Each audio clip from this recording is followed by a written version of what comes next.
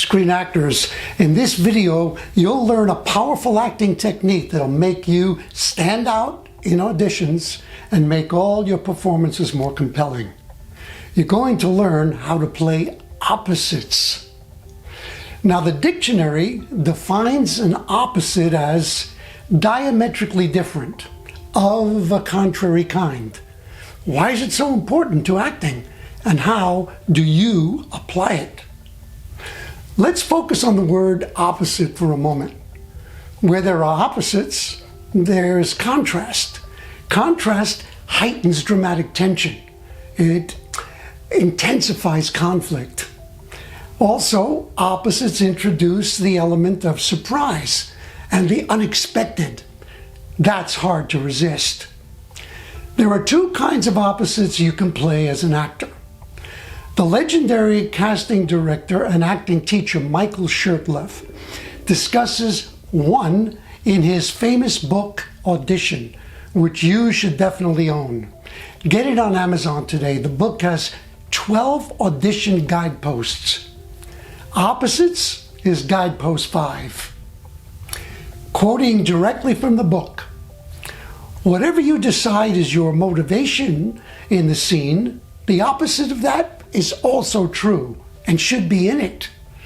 Opposites exist so strongly in every human being that one would have difficulty avoiding opposites. In a love scene, there is bound to be hate too. If there is great need for someone, we're bound to resent having that need. Both emotions should be in the scene. It's lopsided and untrue if there's only one. Shurtleff goes on to say, consistency is the heart of dull acting. Interesting thought. Consistency is necessary for success in life. In art, it's boring. Watch my last video that's all about subtext. You'll see a great example of how to enrich a scene with opposites. Are you resisting this?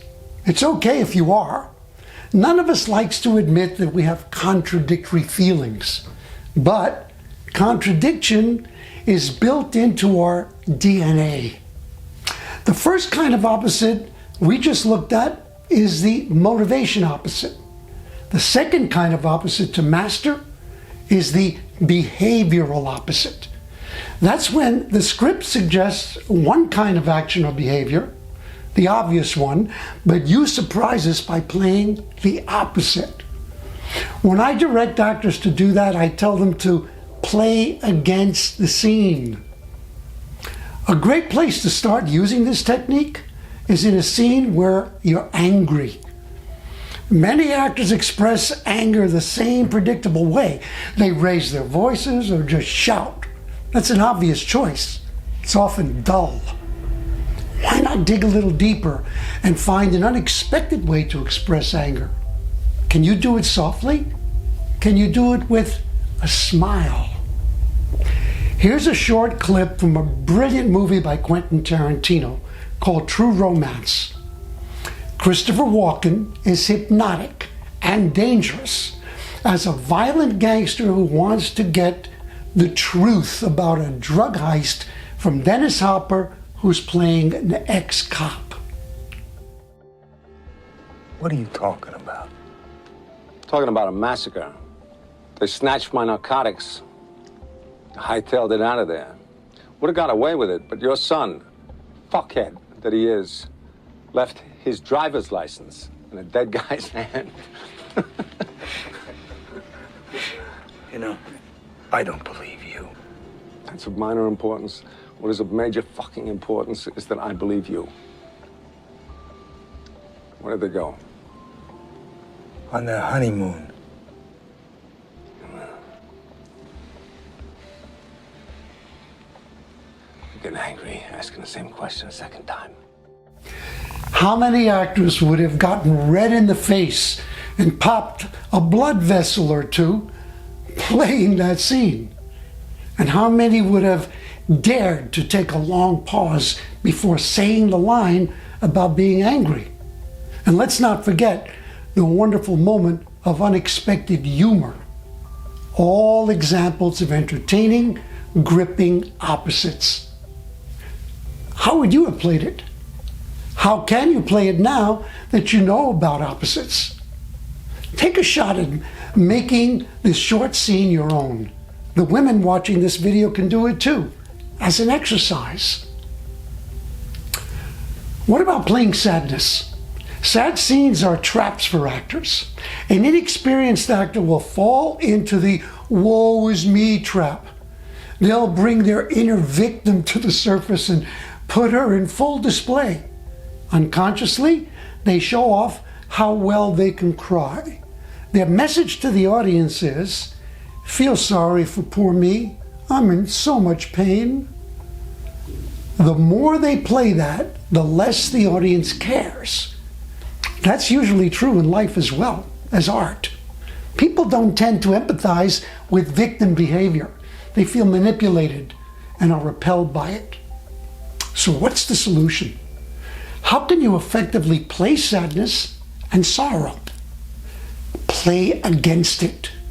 Look for the opportunity to use the sadness as an obstacle. Then the audience sees you fighting against the pain and their hearts melt for you. A great example of this is from a brilliant 1981 movie called True Confessions, starring Robert Duvall and Robert De Niro as brothers. Duvall is a homicide cop. De Niro is a priest. Their relationship is full of conflicting emotions, love and hate, need and resentment. In an unforgettable scene toward the end of the movie, De Niro's priest reveals to his brother, the cop, that he's going to die. Duvall pauses. His face is calm.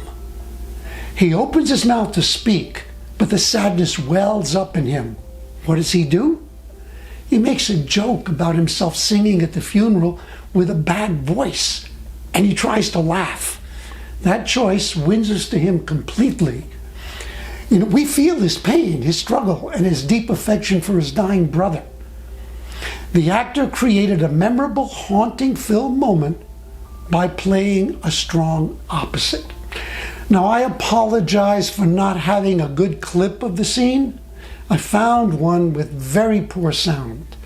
Find the movie, True Confessions, and watch it.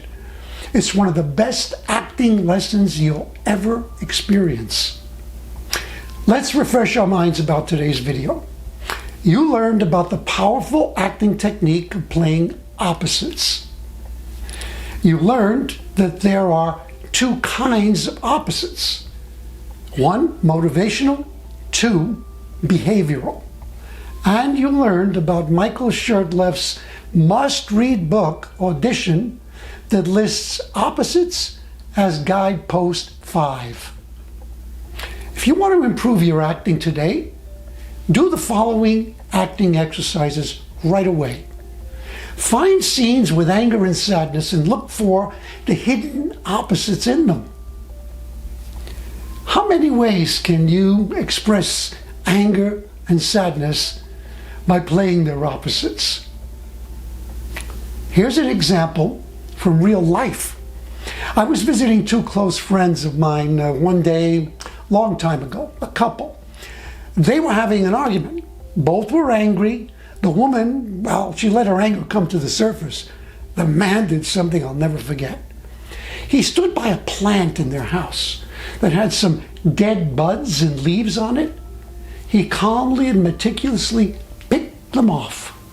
His icy calm exterior made his partner more angry. I immediately saw their argument as a scene in a movie. Hey, that's the way I roll. It's a scene that will live in my memory forever. Remember, use your anger or sadness as obstacles. Find clear actions to overcome them. Do this in your next audition and up your chances of winning the role. Share your experiences in the comments below. I may choose your comment and mention you in one of my upcoming videos. If you've gotten value from this, please give the video a thumbs up. And if you haven't already subscribed to the video, do it now. subscribe to the channel. Also, if this is your first time here and you haven't subscribed, hey, do it now. I'm going to put a link below to a resource completely free that I want you to download and start using immediately. It's my ebook, The Ultimate Guide to Self-Taping, and it really is. It not only contains great acting tips, but it gives you everything that you need to know about the gear and the technical aspects of transforming your self-tapes from okay to A1 professional.